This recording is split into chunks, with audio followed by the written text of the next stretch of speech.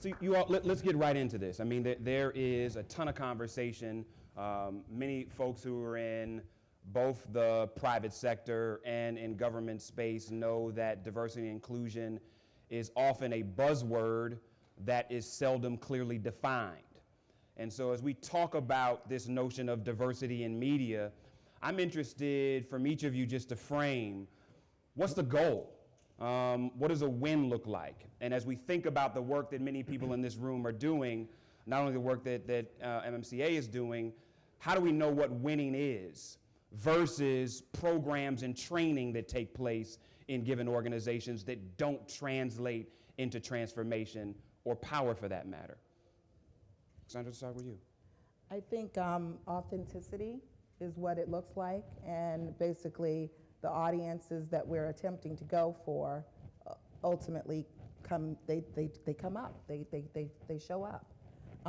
And I think companies, at least companies that I've been fortunate enough to work for, or work with, not for, but work with, have, that's been the most important thing for me. It's not just about making the product, but actually making sure that we're authentic. You know, I can tell a quick story. Fox Searchlight, making sure we showed a clip of Gugu, where one of the characters actually shows her how to comb her hair because it's curly. And you start from the bottom. And then basically, you know, get that through. And the president. Is that how we're supposed to be combing our hair? Well, from the with it being curly, and Okay. her not knowing because she came from certain privilege. Now there was an executive there that I had to clear my clip through, and they said, "This is like, what are you talking about? Like, why? She's just combing her hair."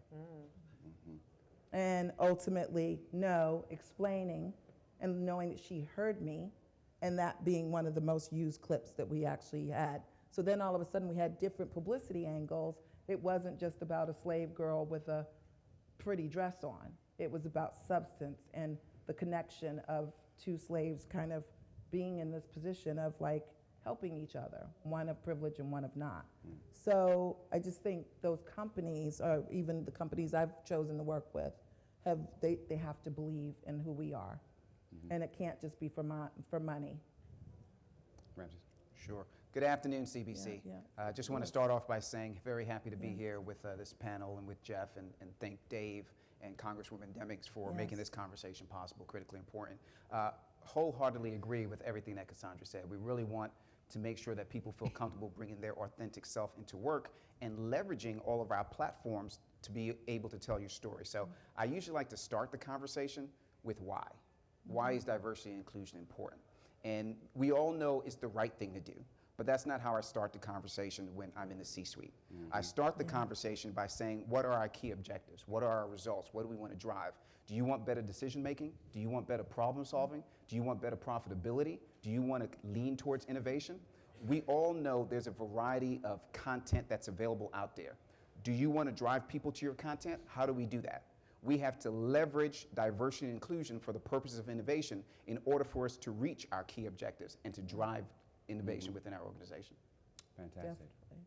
And I think from Nielsen, and Nielsen, if you guys don't know, is the company that measures what consumers watch, what consumers buy, what they listen to, where they listen to it, how they watch it, where they're watching it. We measure all of that. And so from our perspective, a win is when we actually see nuanced layers of stories being told across all of these wonderful platforms that we as African Americans now have access to.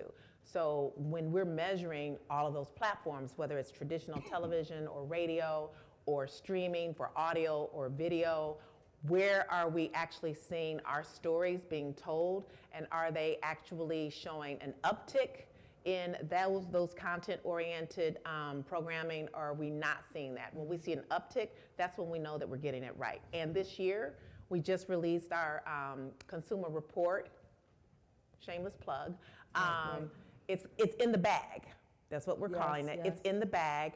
The African-American, the Black consumer's path to purchase.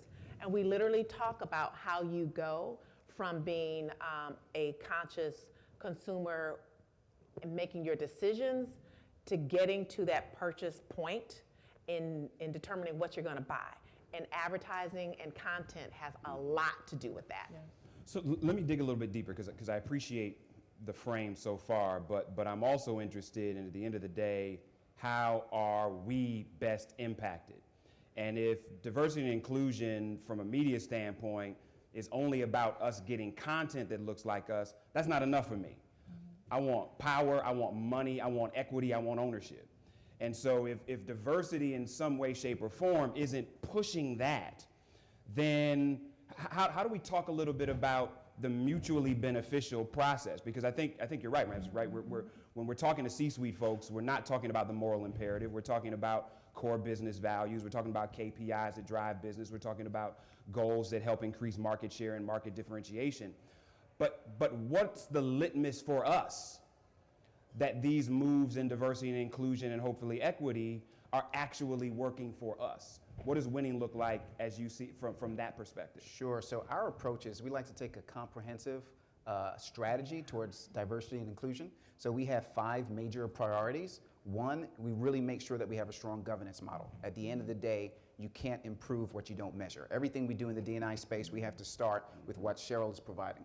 Yes. What does the data tell us? How do we build our strategy and have it informed by the data to really make sure that we make the right decisions? A second component is the workforce, making sure that we're reflective of the communities we serve. Programming, making sure that we have diversity in front of the camera, behind the camera, as well as in the business. Supply diversity is important. We have to be able to put our money where our mouth is. Fortunately, through Verizon, we're part of the $1 billion roundtable. We spend over $1 billion with minority-owned firms and women-owned vendors. Thank you for that. And also, how do we contribute to corporate social responsibility? How do we give back to the communities where we have the pleasure of being able to work and to live in? So all of that goes towards the strategy of what we need to do in order to move the needle. But in terms of what you said, it makes a good point. What does winning look like? You could have a room full of folks that's looking diverse. Are you being successful? Are you winning? No, not necessarily.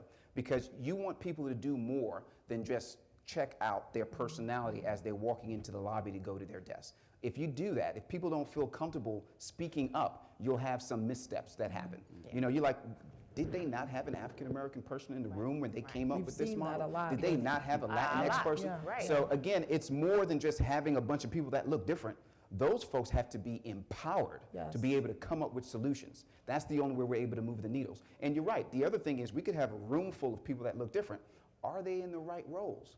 We need people in the marketing department, in the finance department, in the business development and in strategy, and we also need people in senior level roles. And all of those are opportunities that we have to take a look at and measure and make sure that we put a strategy together. Sure. Yeah. Go ahead. Yeah. So one of the things that you mentioned was the whole training thing. And that's one of the things that always perked my ears up. Something happens, you're like, you know what we need to do? Let's roll out unconscious bias training. That's the silver bullet. It's not a silver bullet. Right. Unconscious bias training is a foundation that you need so we speak the same language. But what your focus needs to be on is conscious inclusion. Yes. What are you specifically going to do to move the needle to really make sure we have position and power that can greenlight the projects? Greenlight the projects and make sure that the projects are seen. So we need people in all of these roles. We need folks on research. We need folks in the studio. We need people in Congress. We need people facilitating these discussions. But they're not going to greenlight anything unless they know that there is some revenue Stats. waiting for them at the end. And that revenue comes from the insights and data that they choose every single day to decide which shows are hot, which shows are doing well, which shows aren't.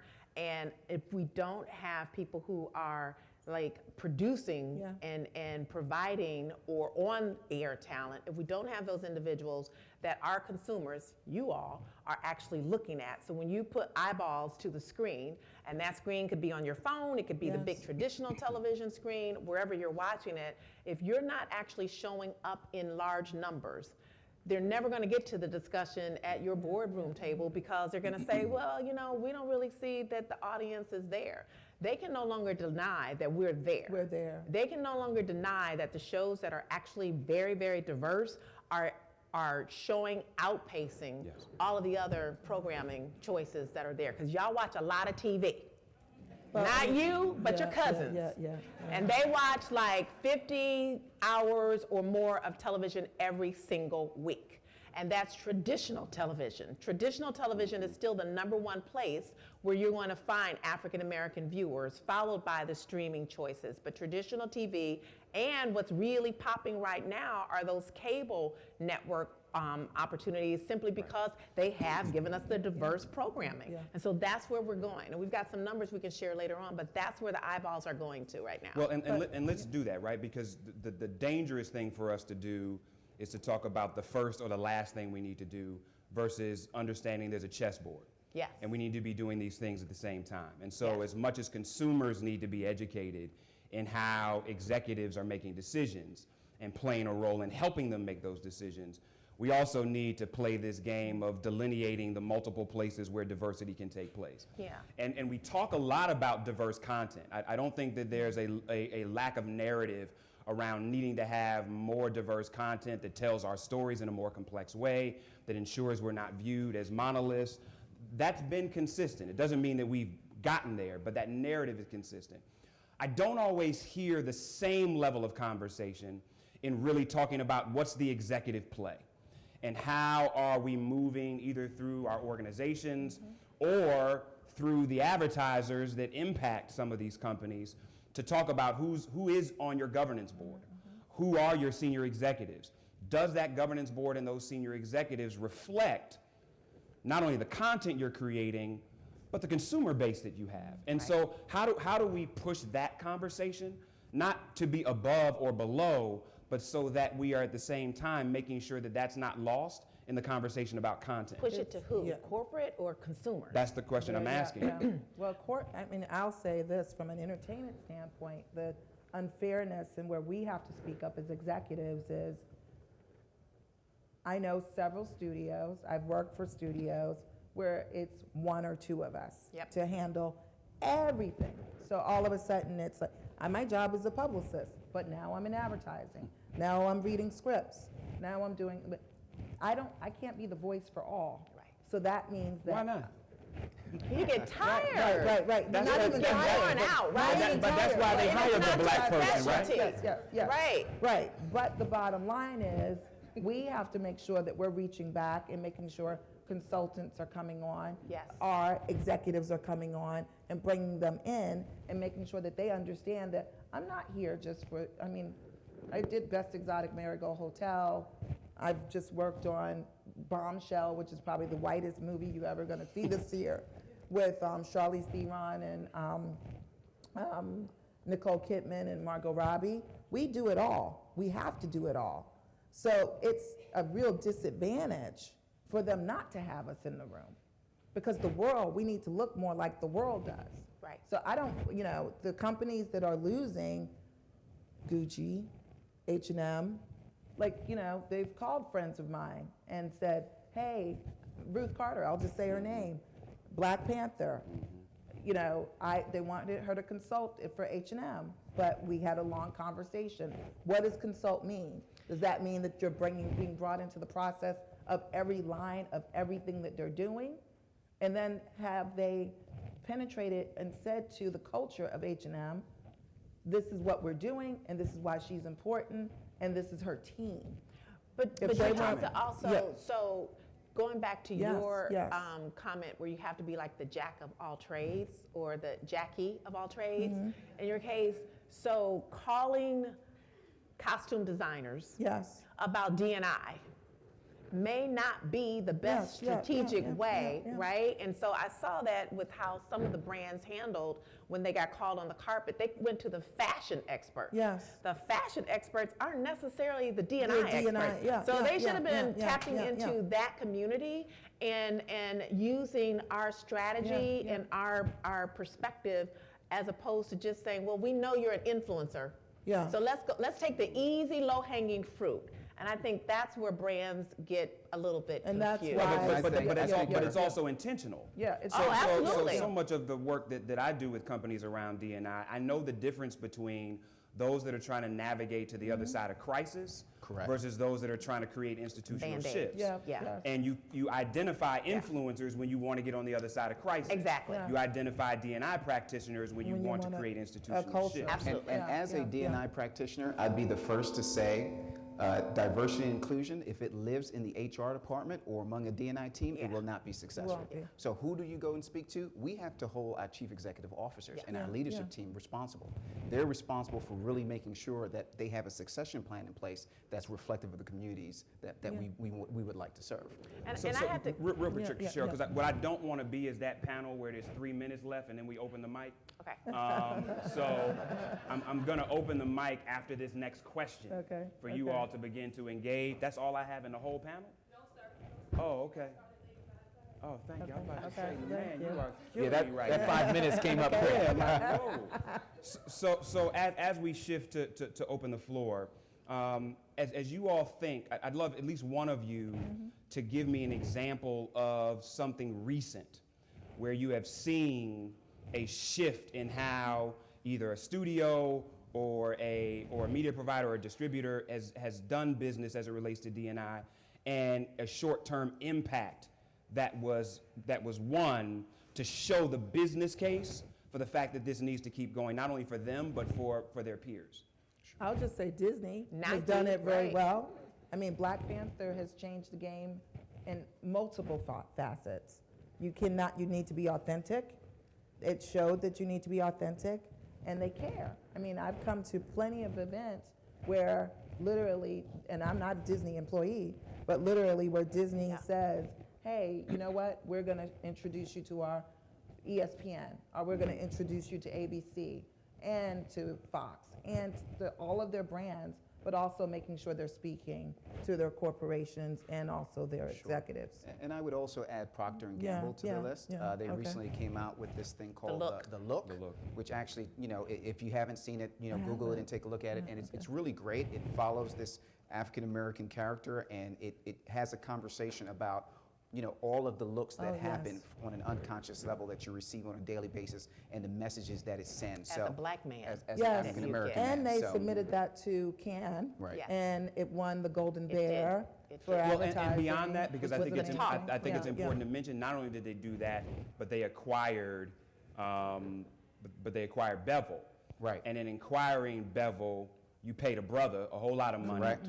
and left him in charge of the brand. Yes. Yeah. So as opposed to taking the brand, doing cultural appropriation, and Yes. saying now we know what black people think. Yeah, And there's some great brothers and sisters at P&G on the executive side. So that's not to say that there's not. But when you have a level of cultural integrity to the person that created the brand, continue to leave them in control even as you've paid them, I think those are also some of the subtle nuances that show that this kind of diversity push is not just about the product themselves and gaining market share, but maintaining the leadership that developed that product in the first place. So I want to open the floor because I know they're going to tell us we don't have a lot of time and get as many questions as possible. So as you come to the mic to engage these executives, there's 3 rules. One is ask a question.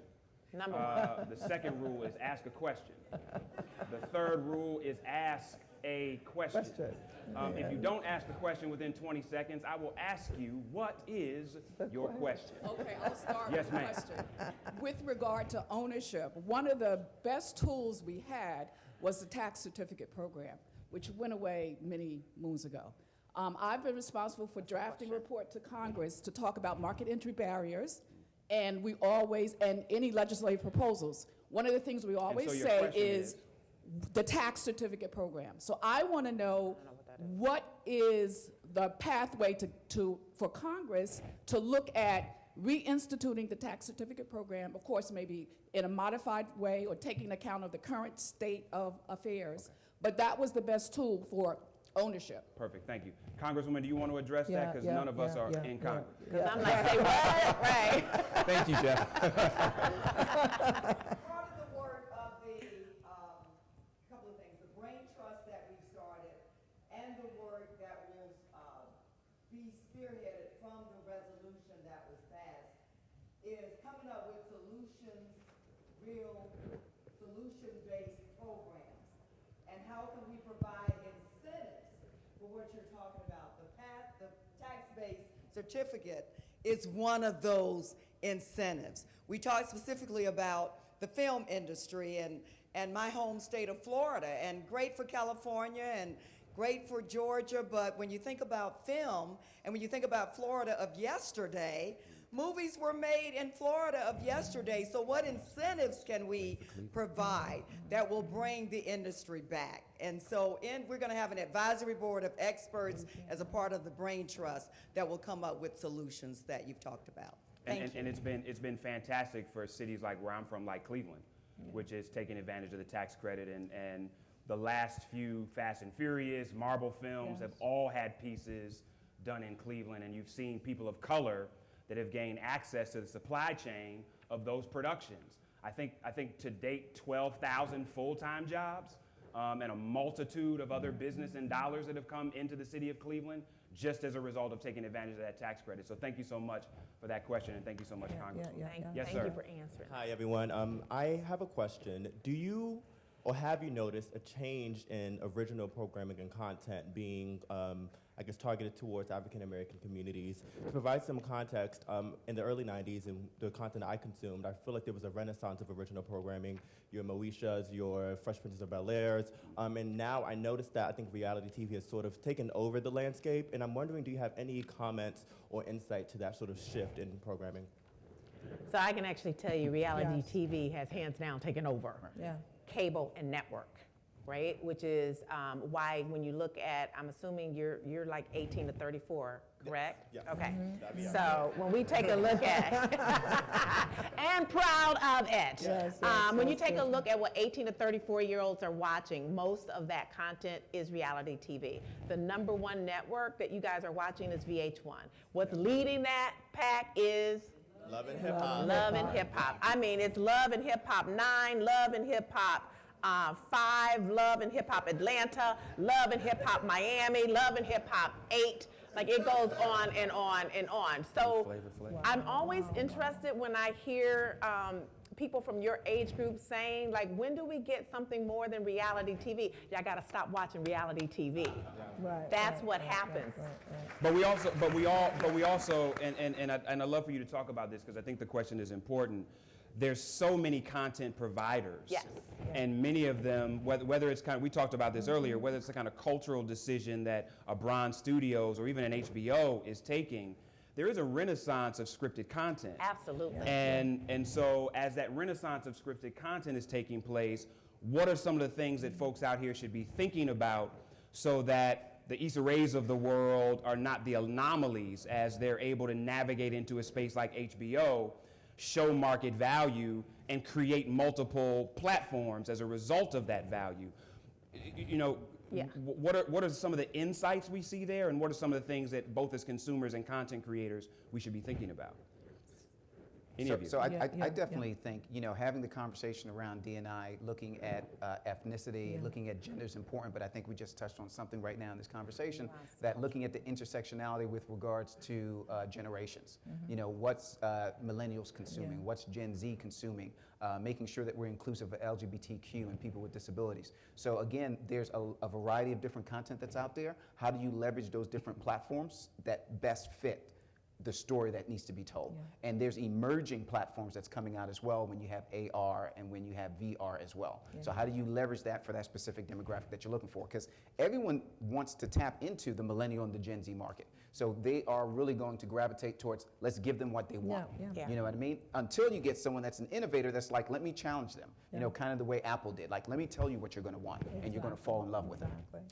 And nuanced and culturally layered programming is key. Yes. And that shows up whether you're 18 to 34 or 35 plus. If you are having a story that is being presented to you that is nuanced and layered and reflects your culture, these numbers are actually showing, hands down, we've seen an uptick in the viewing habits of blacks for those shows versus regular network shows. The Queen Sugars of the world. The and Queen others. Sugars own is Those- ruling it yes, yes. in adults 35 plus. But that's because they've got those nuanced programs that are out there. I think if you're not trying to be everything to everybody. Right. You can't be everything to everybody. You got to be something to somebody. So if you can figure that out, and that's really like super, super important. Yeah. Thank you. Yeah. Want to make sure we get these two Yeah, questions. yeah. Yes, ma'am. Thank you. So, Ms. Grace, you talked about black viewers dominating television consumption, but we also know that at the intersection of TV consumption is like social TV, people engaging on their second screen at the same time. But that's really has fueled the entertainment business a lot lately in television and film, but especially television. But do you know of any efforts to make sure that there is more black inclusion at the social networks, and particularly Twitter, since social television is such a huge part of what's going on with television consumption now?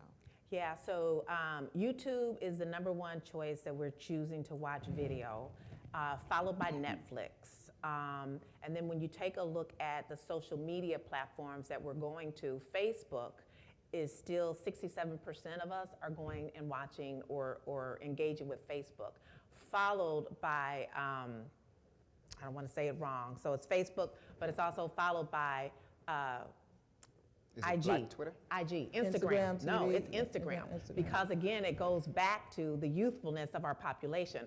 54% of our population is under the age of 35. So that's going to actually have an influence on what we're syncing up with or watching or engaging with on social media. So Instagram, and then it is Pinterest, and then Twitter. So you actually kind of see where those fall out. But I want to build on something she asked, because if you don't think the diversity and inclusion space is necessary as you're talking about social media managers, if you don't think there's a bunch of black folks behind social media, then you did not pay attention to Popeyes, to Right. Chick-fil-A, Yeah. to Burger King. Yes.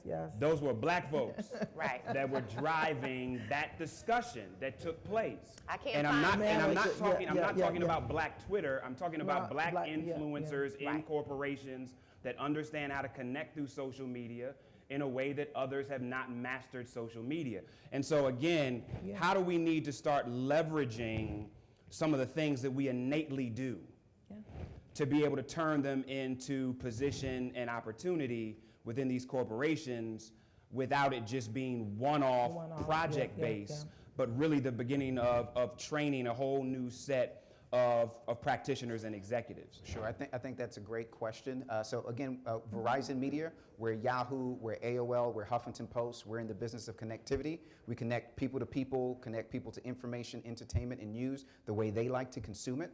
So when you take a look at that, we actually hire tons of social media scientists on a regular basis to see how we can drive people to our ecosystem. How do we take it from, all right, we notice a couple of influencers with a couple of 100,000 folks, as opposed to just promote this one idea, how do you bring them into the office and have a conversation in terms of, I don't want to just do one thing for you. How do we develop your multicultural content strategy? How do we develop your Latinx strategy? How do we develop your African American strategy? And how do we build together as opposed to a one and done and keep it moving? But let me ask you this, because what happens all the time is you bring them in, you have a round table of influencers that are Latinx, that are black, that are LGBTQ, that are all of these folks that know the culture. You give them lunch, and you get them to give you free stuff, free information. Then you got folks that don't know nothing, that put together a strategy based on the intel you got from them, and none of them get a contract, none of them get a job, none of them get a position. I'm not saying Verizon. Thank you. I am. But I'm saying we understand that this is often how the business is done, and so oftentimes we have folks like MMCA that are fighting for the development of pipeline so that when folks are looking for positions, they do that, but they can't be the only ones. And so do you see folks that are doing that, especially in the digital space? Is that an opportunity for somebody that's out here to begin to develop talent pools that can serve as pipelines for corporate rates? Really would love to hear your thoughts before we get this last question. Sure, that's another great question. I think just in general in entertainment, media communications, you have to make sure that those type of things do not happen. And the way you do it, I'm an attorney by trade, so when I have a conversation with someone, I always tell them, you need to know who your board of advisors. You need to have a good attorney on deck. You need to have a good accountant on deck. You need to be able to know what are you going to present and how far are you going to take the conversation. Don't get excited about the free lunch. You go there, you build a relationship, and you talk about what's the follow-up going to look like. There is going to be a certain level of trust that has to take place, but you have to make sure you have the right team that can help guide you through that. And you made a point Yeah. earlier about making sure that whoever you have making those decisions in those conference rooms, that they are comfortable with having these conversations and that they understand that we expect that there are going to be dollars. Don't nickel and dime my vendors well, right. and say, well, we can give you a $350,000 contract, but we're giving a $350 million contract to someone else, not Nielsen. Yeah, But yeah. you know, you can't have those conversations with individuals at the table who want to treat you like you're a large entity but don't pay you on time. Large entities can like go Can flow. a little longer yeah. than the normal small black business. And so if we have those opportunities, but we don't have people in the decision-making seats who can say, hey, you can't pay a small vendor the way you can pay a large conglomerate. They're two different structures. So bring them in, pay them differently, and make them feel valued. Thank you for that. And for those of you that don't know, brilliant sister, Cheryl Hardy, who's at Google, has been part of putting together a group called Next Gen. And so for a lot of content creators, they've brought them together, and Google has kind of led the way in having conversations around IP and protecting IP, about how you enter into these spaces, about how you have the conversation, even about the policy implications around everything from net neutrality to other issues of IP. So if you're not familiar with Next Gen, please check it out, because I think it also speaks to this, not just diversity and inclusion piece, but owning your stuff and being able to maximize what you get from the brilliance that you all, especially those content creators have. Yes, ma'am. Good afternoon. Can you hear me? Yeah. Okay. I believe Mr. Johnson pretty much touched on this question a little bit, but I wanted to delve into it a little bit more. How do you reconcile the need for complex and multidimensional stories and knowing the possibility that it might not be all that profitable? So, you know, you were talking about the Queen Sugars and even Pose. Like, those are kind of the exceptions to the rule. And they had big names involved to push those along with respective networks. But for other stories like that might not have the name, but the need is there, how do you kind of convince? Okay, so I just want to make sure with the question, are we talking about how do we convince networks that these are profitable, or how do we talk to content creators about their decision making in being multi-layered or being singularly focused? The former, mainly because we have content creators No, I just wanted to make sure the question we were answering. I mean, coming out of Bron Studios, I've been there a little less than a year. We package everything that we do, and we are pretty much, we finance films, and we are now in the creative space. So we're a company with 5 companies underneath them. So you kind of identify the right company you're going to. But I will say it's been very, very important in what I've learned in a short period of time, packaging with someone that makes sense for your content to air is super important. Yeah. And that's what, and I've not seen it kind of happen any other way. It's a rare occasion that you get like on a film side, A Beast of the Southern Wild, or even a 12 Years a Slave. Those are very, very rare occasions. It's truly an uphill battle regardless of the circumstance. But there's projects that we're doing with social justice. So who do you couple that with? That might be, hey, Mahershala Ali or Jada Pinkett Smith. It's super, super important because you're still, once you get there, I think Red Table Talk, Facebook is probably very, very happy with what they're doing. Right. But until you get there, I don't know if that show would have worked without Jada. The mom and the daughter could have still had the conversation, but I don't know if that would have made sense. And Will Smith probably saying, I will come in occasionally. But I definitely see everything that we put money into, there is some form of prestige or package or talent attachment. Because it just makes it easier. I want you to answer that, but then I want to make sure that we get this last question before we introduce the next panel. You're watching video content constantly now. I watch it when I'm standing in line at the grocery store. I watch it when I'm on planes. I'm watching it from all of these multiple devices. In order for me to watch, I have to have content in which to watch. Yeah. And so most of what I'm watching has a name brand to it, but a lot doesn't. So those streaming sources are opportunities. And if you are feeling like you need to find a different way to reach the streaming sources themselves, Issa Rae, anyone? Yeah, yeah. Right? yeah, So she yeah, started yeah. with her YouTube channel Yes, and it turned yes. into something that HBO picked up. So there are opportunities for you to use and get your voice out there. It may take you a little bit longer yeah. than the traditional route, but it's still a platform for you to engage in. And that also helps you tell your story your way. Your way. Because once they get the rights Yes, to your story, it disappears. it ain't your story Yeah, no yes, more. Yeah, yeah. Yes. As podcasting continues to grow, Yes. what would you all say is the state of Black podcasting and where it's going? Great question. Thank you. Podcasting is Yeah, hot right now. yeah. It is so hot, and Black consumers are driving podcasts because, again, it's a way for us to hear our stories in a way that isn't monitored or measured by the FCC or any of the other governmental agencies. And so our voices are being heard. Start a podcast. Yeah. Spotify was really looking at having more exposure to Black listeners because they see that you all are listening and they are paying attention to it. So pay attention to the brands that are paying attention to you. Pay attention to the brands that are advertising to you. Pay attention to the brands that show up and sponsor these types of Yes. activities, Yes. right? You have to make sure that we're actually giving back to the brands that are giving to us. To us. Sure, but dig down on that for me a little bit because podcasting is not new, but the business of podcasting, business of they're it. still figuring it out. Yes, they And are. so what are some of the things that we need to be thinking about, whether it's from a legislative perspective or even a marketing and packaging perspective, to be able to maximize on the soon-to-come profitability that doesn't yet match the access? You could make a podcast and distribute it, but the dollars and the advertising, they're still figuring out the monetization process. They are. So what are some of the things we should be thinking A about? collective, I'll just say a collective, getting together with a collection of people where you know similar stories are like-minded content creators so that you can build your numbers and then come in with that.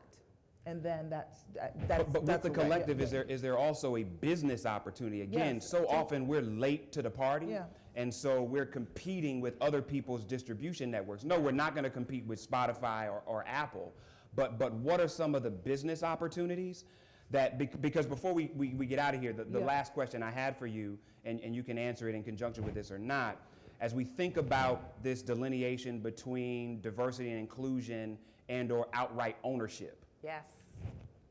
what should we be thinking about in the media space as some of the greatest opportunities for out and out ownership, so we're not asking somebody else to For give us an permission. opportunity, we're setting the standard in the marketplace? I'm going to tell you the number one opportunity is gaming, video gaming. Yeah, yeah. 73% of Blacks say that they consider themselves gamers. And that's 73% of y'all. And it is a $33 billion industry Yeah. compared to the movie industry, which is about 11 billion, right? 33 billion. But we're not seeing ourselves in these games.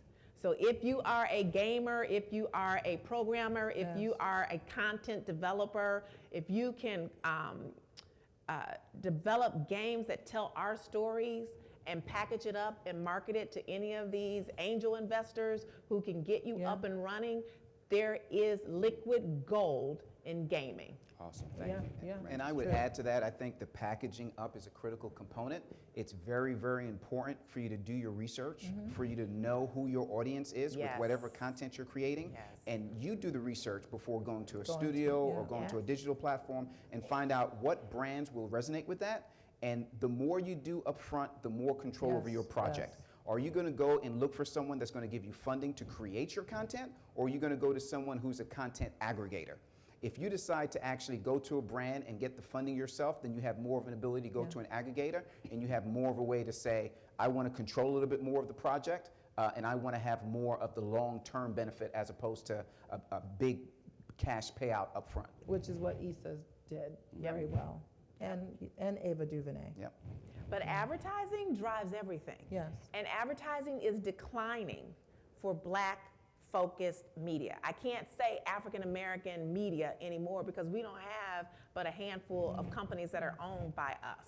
So, but content that is focused for African Americans, we've seen a decrease in advertising across the board. But can you, because I don't want to let you out of here before we talk about this, because if we're talking about the global implications, and we're talking about the value proposition and diversity and inclusion, African American is not the play. Right.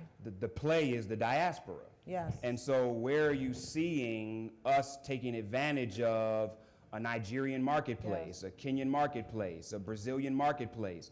And again, whether we're driving expansion of content from a company like Verizon, or whether we're challenging small content creators to not just, some of you watched Man Cave on BET, and BET canceled us, and that's all right.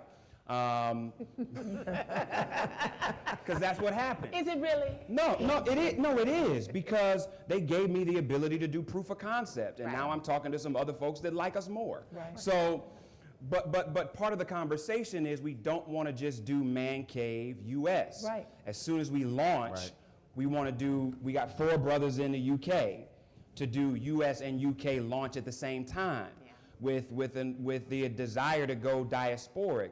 But we're not so often talking about that when we're talking about diversity and inclusion, unless you're an existing multinational corporation.